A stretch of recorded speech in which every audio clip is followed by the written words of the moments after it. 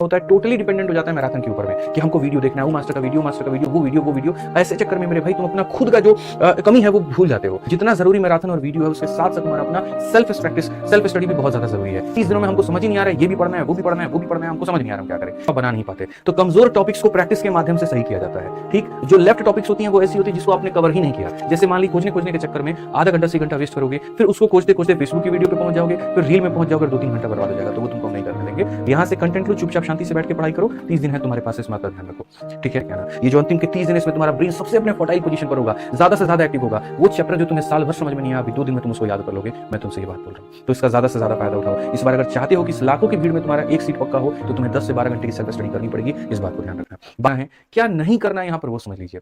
अभी के समय अंत समय में बच्चा क्या होता है, टोटली डिपेंडेंट हो जाता है मैराथन के ऊपर में कि हमको वीडियो देखना है, वो मास्टर का वीडियो वो वीडियो ऐसे चक्कर में मेरे भाई तुम अपना खुद का जो कमी है वो भूल जाते हो। तुम्हें ये समझ में नहीं आता कि भाई दिक्कत तुम्हारे यहाँ पर अलजेब्रा में थी और जबरदस्ती का तुम सारा टॉपिक पढ़ रहे थे। प्रॉब्लम तुम्हारे लाभ और हानि में था, उसको छोड़ करके बाकी चीजों को कवर करने में लगे पड़े थे। तो थोड़ा इससे बचना है। जितना जरूरी मैराथन और वीडियो है उसके साथ साथ तुम्हारा अपना सेल्फ प्रैक्टिस सेल्फ स्टडी भी बहुत ज्यादा जरूरी है। सेल्फ स्टडी पता है क्यों कहा जाता है?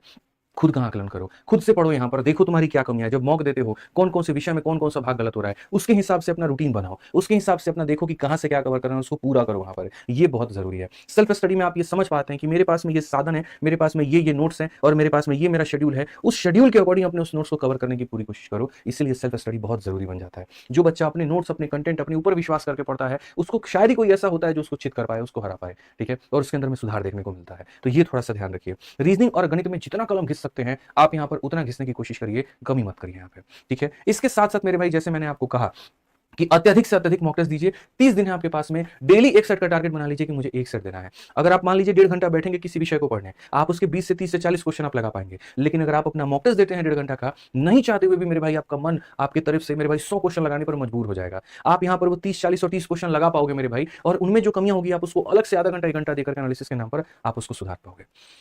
अब उसके बाद में सबसे बड़ा आ जाता है यहाँ पर रिवर्स कैलेंडर टेक्निक। ठीक है, रिवर्स कैलेंडर टेक्निक क्या करना है? आपके पास में 30 दिन बचे हैं, बढ़िया सा 5 रुपए का चार्ट पेपर ला करके रखो कमरे में मेरे भाई, वहां पर चिपका दो और उल्टी गिनती यहाँ से लिख दो 30 से लेकर के 1 तक। ठीक है, आज मेरे भाई एक दिन तुम्हारा गया, 30वां दिन गया, यहाँ पर तुरंत इसके ऊपर में क्रॉस मारो कि भैया मेरा एक दिन निकल गया, एक और दिन गया निकल गया। इससे क्या होगा, तुम्हारे दिमाग में थोड़ा प्रेशर आते रहेगा कि मेरे पास में कितने दिन बचे हुए हैं, और ये बचे हुए दिनों में तुम्हारा दिमाग थोड़ा ज्यादा फर्टाइल काम कर पाएगा। अगर तुम्हें ये आभासी नहीं कि रोज के रोज तुम क्या खो रहे हो, तो मेरे भाई ये तुम्हारे लिए बहुत बड़ा नुकसान है।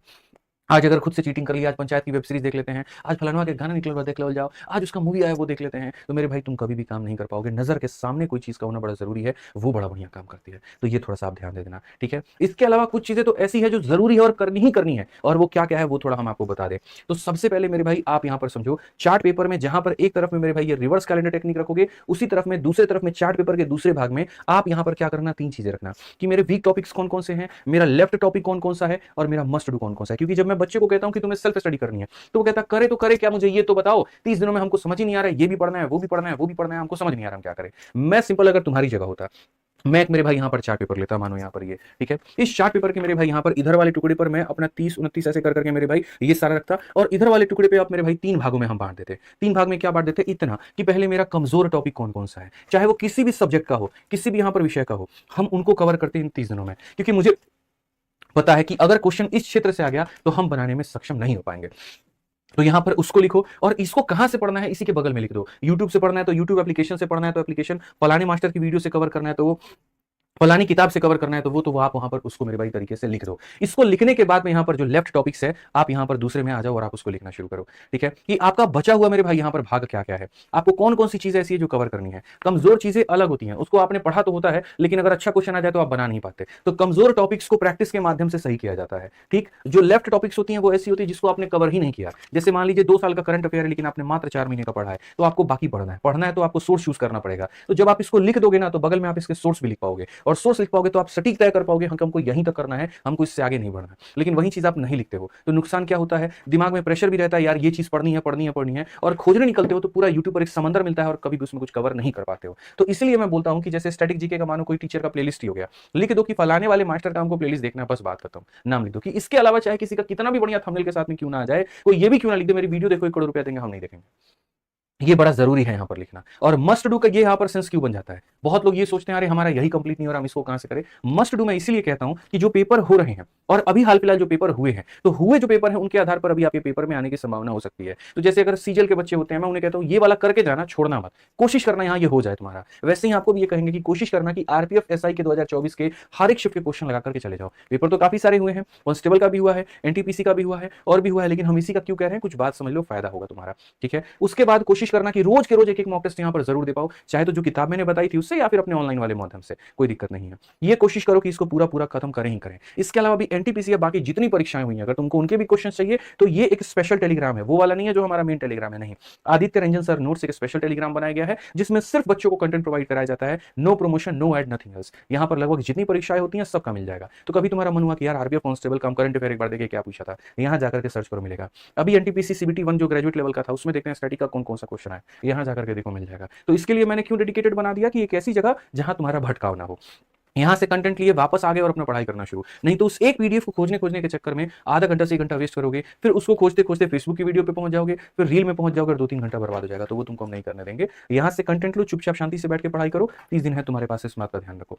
ठीक है, अब इस 30 दिनों का डिस्ट्रीब्यूशन कैसे करना है, क्या 30 दिन एक ही तरीके से पढ़ाई करनी है, बिल्कुल भी नहीं। 20 दिनों की अलग रणनीति है, 10 दिनों की अलग रणनीति है। इस 20 दिनों में जो भी तुम्हारा बचा हुआ सिलेबस है उसको, जैसे मैंने बताया, लेफ्ट टॉपिक्स उसको कंप्लीट करना है। किसी भी सूरत में, किसी भी हाल में जरूरत पड़ी एक एक दिन में 2-2 वीडियो देखने की तो तुम वो भी करो, लेकिन मेरे भाई 2-2 वीडियो देख करके खत्म करो। जिनका सिलेबस खत्म हो गया है वो 2 से 3-3 मॉक टेस्ट मेरे भाई देना शुरू कर दो। मैंने हालांकि साप्ताहिक लिखा है, बट मैं तो बोलूंगा भाई रोज एक मॉक टेस्ट दो तो ज्यादा तुम्हारे लिए फायदा है, इस बात को मान करके चलो। उसके बाद इन 20 दिनों में कोशिश करो कि पिछले 1 वर्ष की करंट अफेयर, हालांकि एक ना 1.5 वर्ष की करंट अफेयर स्टैटिक जी के ऊपर में पूरा कमांड बना करके जाओ तो फायदा। मतलब मोटा मोटी ये 20 दिनों में मैं तुम्हें बताऊं, सिलेबस को कवर करने पर ज्यादा फोकस करना। ठीक है, अगर एक ही मॉक टेस्ट दे पाए रोज के रोज तो कोई दिक्कत नहीं, एक ही देना, लेकिन ज्यादा से ज्यादा फोकस कवरेज पर होगा। क्योंकि जब तुम मॉक देने जाओगे नंबर नहीं बनेंगे, तुम्हारे मन में आएगा अरे यार हमको सिलेबस करना चाहिए। सिलेबस देने जाओगे और वहां पर जो लगेगा अरे सारे मॉक दे रहे हैं तो मुझे मॉक करना चाहिए। इसी को मैंने बाइफरकेट कर दिया। मैंने कहा 20 दिन मन शांत करके सिलेबस कवर करने पे फोकस करो और अंतिम दिन खाली 10 दिन मेरे भाई यहाँ पर रिवीजन और प्रैक्टिस, रिवीजन और प्रैक्टिस। मैथ्स की रिवीजन फॉर्मुला बुक से, मैथ्स की रिवीजन अपने नोट्स से, मैथ्स की रिवीजन अपनी क्लास के शीट से, रीजनिंग का रिवीजन भी उसी तरीके अपने से, सेक्शनल मॉक टेस्ट से, टेलीग्राम के क्विजेस से, और प्रैक्टिस अपने एप्लीकेशन से या मॉक टेस्ट वाली किताब जो हो गई आपकी उससे। 20 दिन पढ़ने पर ताकि मलाल ना रहे कि नहीं पढ़ा, और 10 दिन रिवीजन पर ताकि मलाल ये ना रहे कि तुमने प्रैक्टिस नहीं की। इस तरीके से अपने 30 दिनों को मेरे भाई यहाँ पर बांट दो। ठीक है, जो रिसोर्सेज मैंने कहे थे मस्ट टू डू वाले, वहां पर एनटीपीसी का, यहाँ ग्रेजुएट लेवल का सीबीटी 1 वाला, वो देख लेना। और कोशिश करना कि भाई 9 से 12 घंटे की सेल्फ स्टडी तुम्हारी जरूर निकल करके आए, इस बात का यहाँ पर ध्यान दो। अगर 9 से 12 घंटे की सेल्फ स्टडी नहीं कर पा रहे हो तो अपने आप में बहुत बड़ी दिक्कत की बात है। बाकी मैथ्स में तुम्हारा मेरे भाई कहीं पर कोई दिक्कत आएगा, कहीं पर किसी भी तरह की मेरे भाई यहाँ परेशानी होती है, उसके लिए तुम्हारे पास में तुम्हारा वीओडी बैच है, इसका साथ कभी मत छोड़ना। बढ़िया तरीके से इस एक टॉपिक को कवर करना, क्योंकि ये तुम्हारे ग्रेजुएट लेवल में भी काम आई थी और वैलिडिटी लाइफ टाइम है तो अंडर ग्रेजुएट में भी काम आएगी, उसके बाद आने वाले हर परीक्षा में आएगी। किसी का होगा तो उससे भी लेकर के, अगर मानो तुमने नहीं परचेस किया, कोई इशू नहीं है, किसी दोस्त के पास में है उससे लेकर के पढ़ लो, लेकिन इससे टॉपिक कवर करना, यहाँ भटकाव नहीं है, यहाँ कंटेंट है। और तुम्हारे लिए इस समय कंटेंट बहुत जरूरी है। तुम्हारे पास में इतना समय नहीं है कि तुम अपने डायरेक्शंस को बदल पाओ, पथ परिवर्तित कर पाओ। तो ये मोटा मोटी मेरी तरफ से यहाँ पर आपके लिए सजेशन था कि आपको यहाँ रीजनिंग में क्या करना है, एक्सटेंसिव प्रैक्टिस, मैथ्स में क्या करना है, जबरदस्त प्रैक्टिस, करंट अफेयर पे ज्यादा फोकस करके जाना है, कंप्यूटर पे फोकस करके जाना है, और बाकी आपको अपने जीएस में स्टैटिक के ऊपर में कमांड रखनी है। ठीक है, 20 दिन आपको सिर्फ सिलेबस कवर करने पे फोकस करना है, और अंतिम के 10 दिन जो है मेरे भाई यहाँ पर जबरदस्त प्रैक्टिस करने पे फोकस करना है।